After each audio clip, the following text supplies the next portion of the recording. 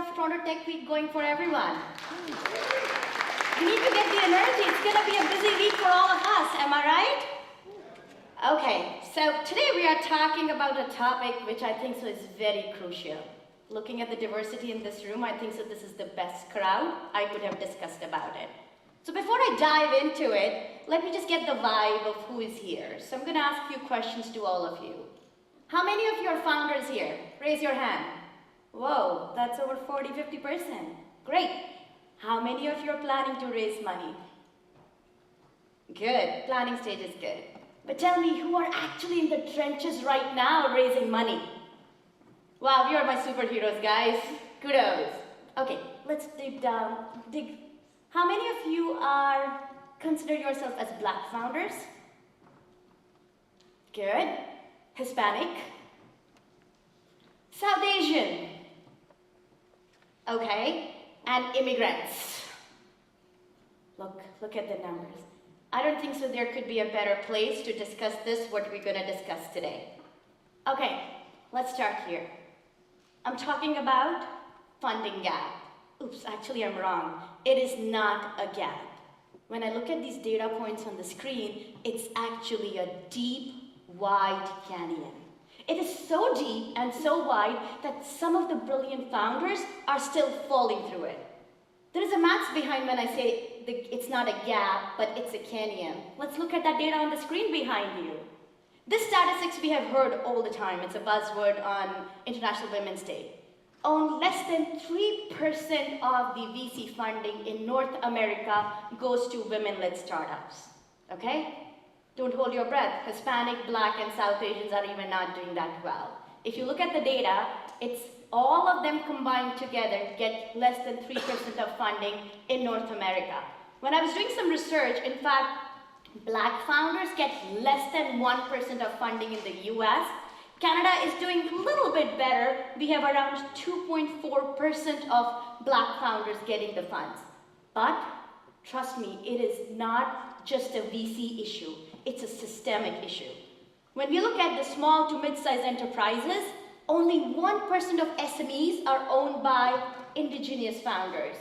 But when you look at the loan rejection rates, they have some of the highest loan rejection rates across the board. And story doesn't change much for our immigrant founders as well. When we look at private businesses in Canada, over 33% of private businesses are owned by immigrant founders. They own them, but they don't have access to capital.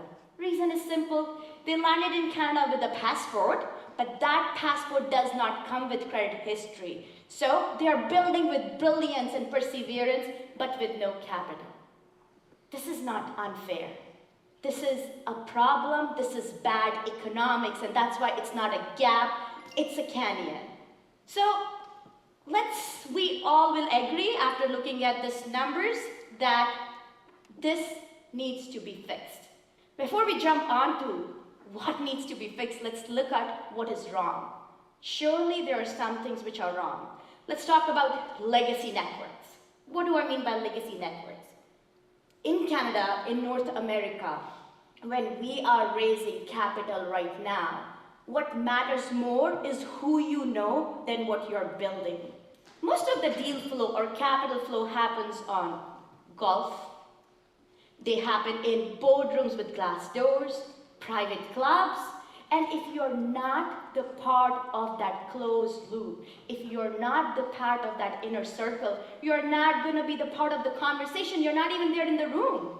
So you know what, so sometimes when I'm investing and somebody says, hey, how's the deal flow coming? I scratch my head and say, is it deal flow or it's a loop? It's same people, same faces, same institution, same network. The loop is so close that it is kind of protecting familiarity and it is pushing potential away. We need to open this loop, and that is what is required. The second thing that we have barrier to access is credit disadvantage. The credit system that we have in Canada is an outdated one. What it was built for. It was built for people with 9-to-5 jobs, mortgage. What it doesn't take into consideration are gig workers, newcomers, people who are absolute hustlers in the society. So if you are an Uber driver today, making a revenue of say around $120,000, $150,000, but you don't even have any debt, then also you're not gonna get into the system of credit scoring. And you know what is the problem here? Less likely that these guys are gonna fail the credit or they're gonna dupe the system, but the system is failing them today. It doesn't end here. Another reason we have this canyon in which we are getting stuck is community gaps. When I say community gaps, what I'm trying to say is there are entire communities. Think about people living in rural Canada, North Alberta. Think about newcomers, immigrants. Think about Indigenous people on the reserves.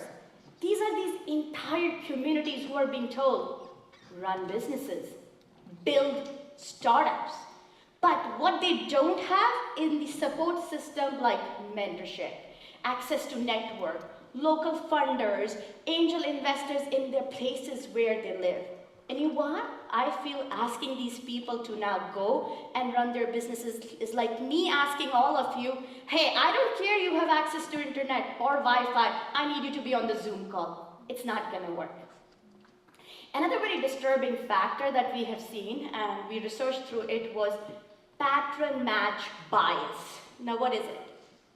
Investors tend to be biased, or they feel more comfortable investing when they find somebody has already succeeded and the story matches. So we have seen that. If you're ex-Ivy League, ex-Stanford, ex-Uber, ex-Meta, and Bay Area, more likely you will raise the funding. But think about it on the other side. If you are a single mom from Scarborough and you're making a killer product, unlikely you're gonna fit in this pattern. So you know where is the problem with all this? When I was growing up, I was told capital deployment is risky. Capital deployment take risk, and that's why they lead to growth. But these patterns that we are actually making capital painfully safe, and that's not gonna lead for growth. I know, I didn't want your Monday morning to feel so bad, dark, and disheartening, but these are the facts. But you know what? Change is happening, change is coming, it is slow and steady. We've been talking to a lot of investors, and we have been seeing that they are rethinking right now what it means. How do I define what is risk for me? How do I define what is value for me? And when you're redefining these things, then just hockey sticks curve is not an end for you, or an Ivy League pedigree is not the end for you. You're going to move forward. And how's that happening? That's happening when we are saying that there are different investment frameworks which are coming to help investors make investment decisions. How many of you heard about impact investment? Raise your hands for me. Good. How many of you have heard about ESG goals? Good. So what are these doing for us?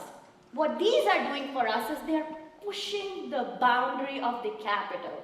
When I say pushing the boundary of the capital is no more it's just important for me what profit I will get on my investment. But also it is important for me what is the purpose along with the performance. What is my investment going to do for the planet? What is my investment going to do for the people? And what is my investment going to do to bring equity in the society that we are living? Another trend which is changing, and when you talk to the VCs, they will talk about it and you will learn, is we have new models of capital deployment. I won't be able to go through all of them. Let's share a few ones which I like. One is community first underwriting. What does community first underwriting means? What you're doing actually in a community, what actual work you have done on the ground in terms of the product you have built or the traction you have gained. Based on that, investor would look into investing in you even if you don't fill the old style checkmark book, all the checks of being perfectly with credit score and having some of the elite connections in the VC world. That's a good change. Second is we are seeing some blended capital. So what happens is public money through government grants get embedded, or they work with the private funding. So public money de-risk for the people who are just looking at ROI so that innovation can be pushed. Another change we are looking at is social metrics are coming. Now when I say social metrics, it's again, profit is not my only goal. I need to see when I am investing money, what else it will give me, whose life it's going to change, whose it's going to be enabling, who's going to get uplifted, what it's going to do for the community. So when these factors and these models of deployment are coming, it's changing the things a bit. Lastly, we do have a lot of DEI funds. And what these funds are doing, they have been specifically brought into existence to support the founders who were for years or traditionally marginalized and excluded. And you know what the real kicker here is? Some of these funds are not just doing good. Some of these funds are actually doing better than the traditional VC funds. What does that mean for all of us? This goes a long way to show all of us that inclusion and performance are mutually inclusive. They are not exclusive. They go hand in hand. And that's where the real change is happening. A little bit of worry part is here still. The change is slow. It is taking its time. So to all the investors, do we have any investors here or policymakers here? Good. I would just like to say, if you're still sitting on the edge, whether you need to invest with these models, keep in mind, please don't fool yourself that you're investing in the future, you're supporting innovation, and that you will be able to open new markets. If you're still going to invest with old models and same old biases. So it's time to change for all of us. Another player in the market which has come suddenly, which we were not expecting, is fintech. Fintech is bringing such a rapid change in movement towards inclusive capital. How that is happening, somebody will ask me. You know the AI platforms, they have algorithms. So with those AI platforms, we are kind of moving away from that old club or old gatekeepers of capital for whom it matters where you were born, what your last name is, where do you live, what your postal code is, where did you go to school, and who's your co-founder and whom do you know. When we move away from those old gatekeepers to this new gatekeeper called code, it delves into facts, logic, data, real performance, metrics about your performance, traction. Do you think code really cares what we wear, how we look like, what our connection is? No. So this movement of deployment of capital from logic to someone's instinct, and which are sometimes unintentionally got clouded by bias, is also changing. Another thing which is being changed right now by fintech is how we look at credit. I know sometimes even if you don't have regular 9-to-5 job, you might not have a mortgage, you can still get access to capital because algorithms are helping to see and change and adapt our risk assessment model for credit appraisals based on how do I use my mobile, how much I'm spending, my receipts on e-commerce, how I'm paying rent. So we are creating new models for credit history based on the factors which we couldn't have seen before. And the final thing is where AI is making the difference, and I think so, which is big, is crowdfunding. Because you are no longer required to go and knock on the traditional doors. Hey, can you look into my presentation? You can actually go and raise money from people who believe in you. They could be your users, your community, your fans, and that is decentralizing capital for me.